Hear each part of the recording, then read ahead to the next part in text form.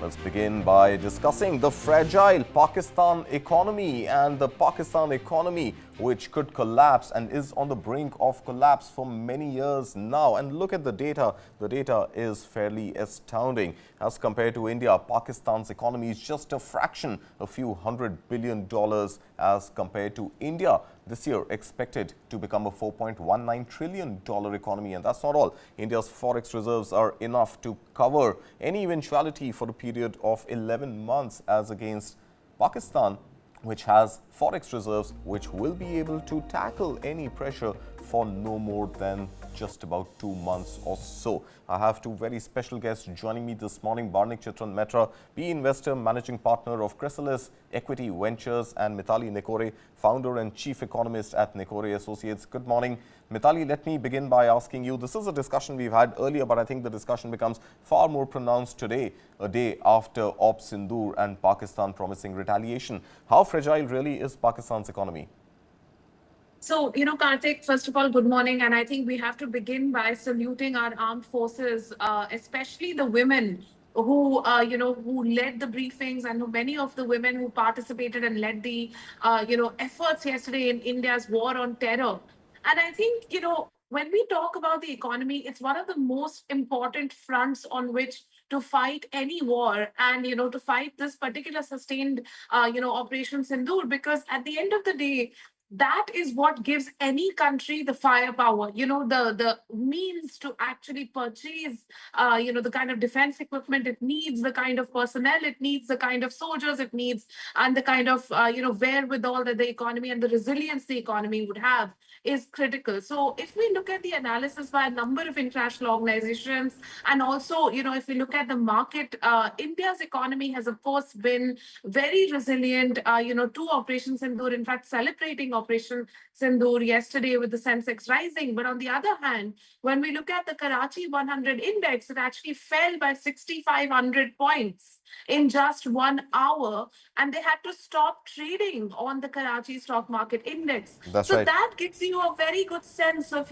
how unstable things are and how there's so much fear amongst investors who are invested in Pakistan's economy, who want to sell their, equities and get out of the Pakistani markets. Absolutely. Of course, stock markets are a great indication of the sentiment of the country and its investors. But, if I can bring you in at this point, Barnik, I want to understand from you, there are two very, very critical factors right now which determine how the world is likely to view and react to Pakistan's economy. Number one, of course, is tomorrow's IMF meet, where there is a $7 billion payout, a bailout for Pakistan, which of course India is going to contest, and India should contest and put its foot down on. The second, of course, is last week's event where Moody's has downgraded Pakistan, and the debt default rating for Pakistan has actually only become riskier. What do you make of these global events in the context of Pakistan? So, as pointed out, I think the Pakistan economy is a fragile economy. I think it's recovering from a severe shock from 2 years back. If you look at a bunch of economic parameters, whether it's inflation, whether it's economic growth, I think they've been on the upswing over the past couple of years with a series of measures taken by the government. I think the current environment just puts far more risk to the economy, and I think the IMF bailout is very critical for that economy to sustain. They barely have $16 billion of foreign reserves. They have just managed to control inflation under 10%. And if you look at the immediate economic impact of closing of airspaces, disruption of trade, an economy which was projected to grow at 2.5% this year may actually not grow at all or shrink. So there are severe consequences for Pakistan, and I think let's keep an eye out for IMF. I think it's an unlikely scenario that the bailout will not happen.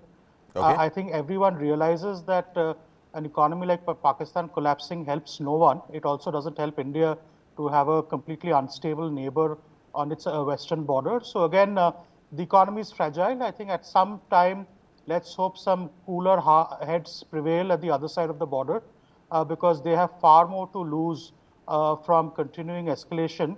than India has to lose. Absolutely. Pakistan for sure has a lot more to lose. But Mitali, this $7 billion bailout, this is not the first time that Pakistan is approaching multinational agencies to get some sort of a money to sustain its own economy. It's something that we see year after year after year. If I'm not mistaken, $6 billion has been the total bailout for Pakistan by the IMF over the last 2 years. And now Pakistan goes again asking for $7 billion at some point. Don't you think it is time for these multilateral global agencies to put a full stop on terror funding that eventually, arguably, this money gets used for? Absolutely, Kartik. And this is something I've been arguing on your channel for a while now, that we've seen over the last 7, 8 decades that Pakistan has actually managed to access a total of 24 bailouts from the IMF. And in all of these bailout packages, there are very stringent conditions about, structural economic reforms that the country should be taking. However, the kind of oversight that we see on even an economy like Greece in terms of meeting its structural conditions, we haven't seen those kind of reforms in Pakistan. We haven't seen those kind of scrutiny in Pakistan. And I think it's now time for India to make that case quite clearly, that it is important that the scrutiny of the funds, we're not saying stop the funds immediately, because obviously, as Sir also said, I agree, it is a pre-negotiated bailout package. It's very difficult at this point in time to stop it. But at the same time, it is important to go out and say, we would like to have more scrutiny of how these funds are being utilized, of if there is, any sort of channeling of these funds or any sort of leakage of these funds, that is happening in Pakistan. That becomes very critical. Having said that, the second important point is around trade. And the fact that India has embargoed trade with Pakistan is, of course, one step. But India can take other steps also when it comes to trade. And it is about trying to, reduce Pakistan's presence in global value chains, trying to substitute a lot of commodities. The mangoes that Pakistan, for example, exports to the UK are a big source of revenue for the Pakistani economy. But now, with the free trade agreement that India has signed with the UK, it becomes easier for India to actually export its agricultural commodities to the UK. So therefore, this war not just has to be fought on the defense front, but also on the economic front, whereby having more and more free trade agreements, by having more and more international cooperation, by attracting more and more foreign direct investment to India, India can not only make its own economy stronger, but also ensure that the international community is invested in India's growth. And Right. therefore, sees the logic of ensuring that financing from international organizations is not used for terror. Absolutely, Barnik, but this is something which seems to be a problem right now. While the world seems to be bullish on India, India is the fastest growing major economy. We are likely by the end of this year to be the fourth largest economy. However, it seems that there should have been a stronger action, a stronger voice emerging, especially from the United States. Before you answer that, let's listen in to what Donald Trump had to say specifically, urging both India and Pakistan to cease hostilities. This is very unlike what we have seen in the past, in the era of Joe Biden, and before that even in the era of Donald Trump in his first term, and before that Barack Obama as well. Trump seems to be going very, very mellow on Pakistan. At least this is the first reaction that we got. My position is I get along with both. I know both very well, and I want to see them work it out. I want to see them stop. And hopefully they can stop now. They've gone tit for tat. So hopefully they can stop now. But I know both. We get along with both countries very well, good relationships with both, and I want to see it stop. And if I can do anything to help, I will be there. So just expecting both the countries to cease hostilities, Barnik, is not enough. At some point, there has to be some global isolation of Pakistan, given that there is ample proof that Pakistan has been the harbor, the safe haven for terrorist camps.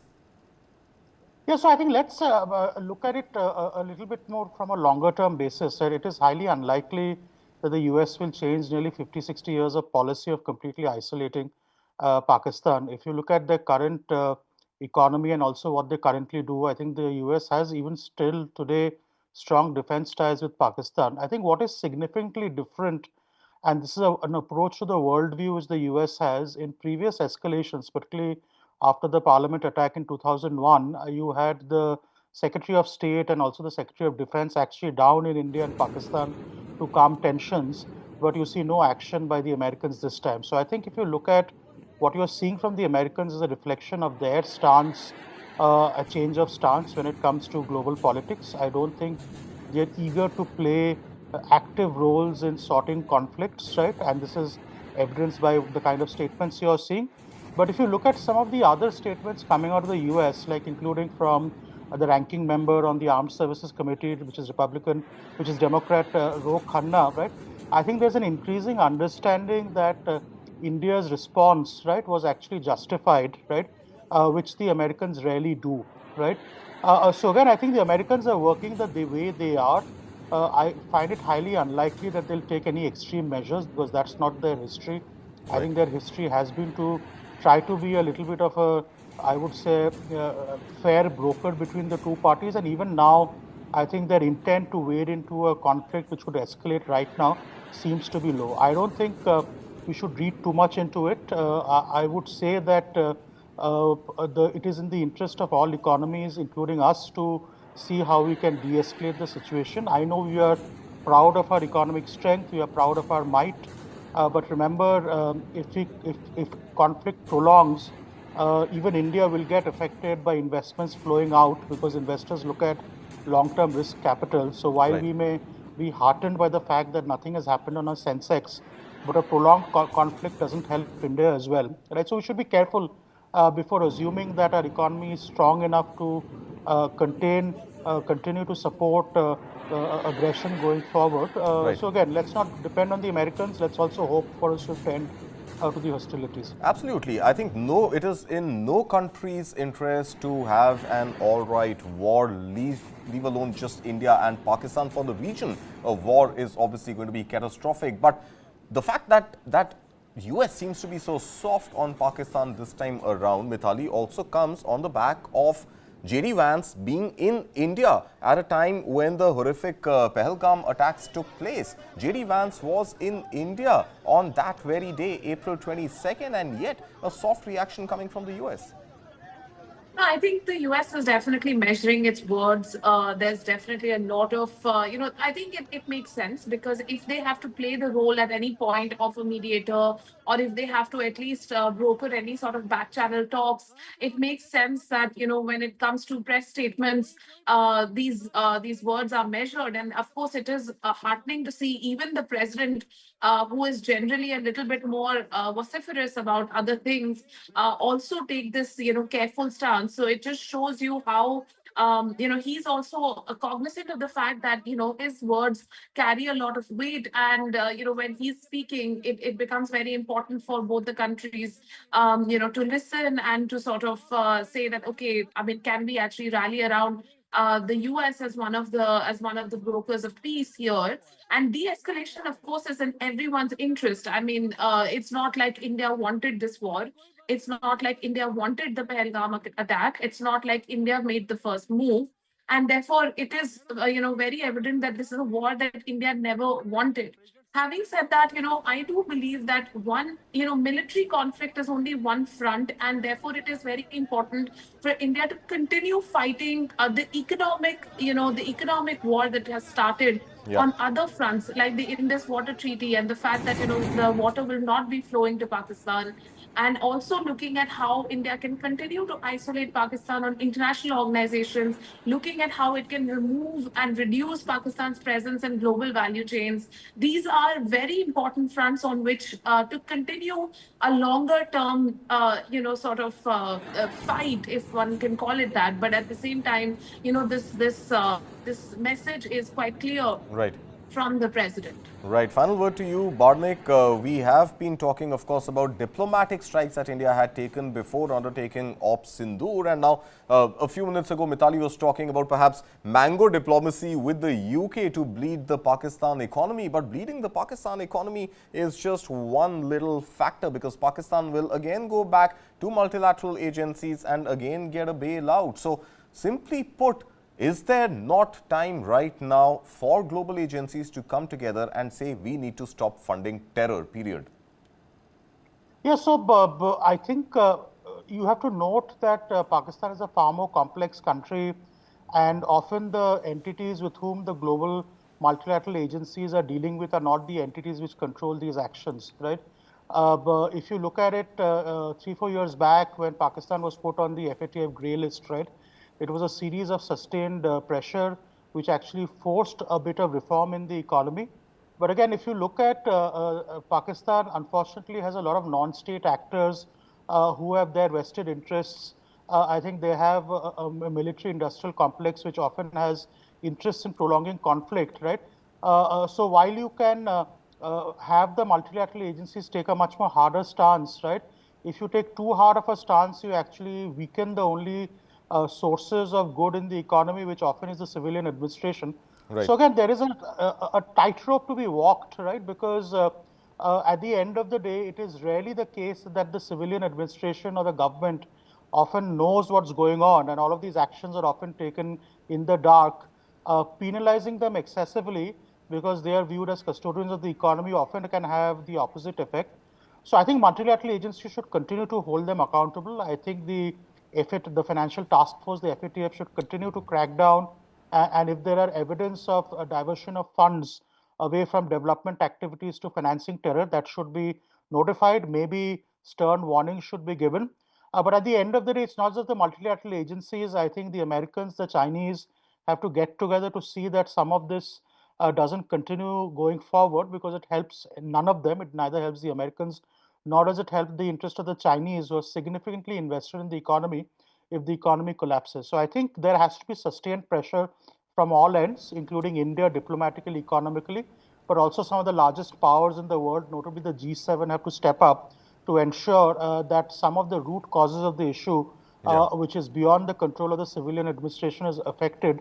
And they put their foot down. I think, to be Right. fair, how much of these things actually go on with the knowledge and even consent of the civilian administration, people don't know, right? Right. So this is a difficult problem to solve, but I Of think course, I agree with Mitali's point of view a difficult that problem to solve indeed, but civil administration, a civilian government, I'm not very confident. Barnik, as history has shown us, in my opinion, it'll continue to still be a puppet of the army, the Pakistan army. But Mitali, Barnik, thank you so much for taking time out and joining us here on News 9. Pleasure having you as always.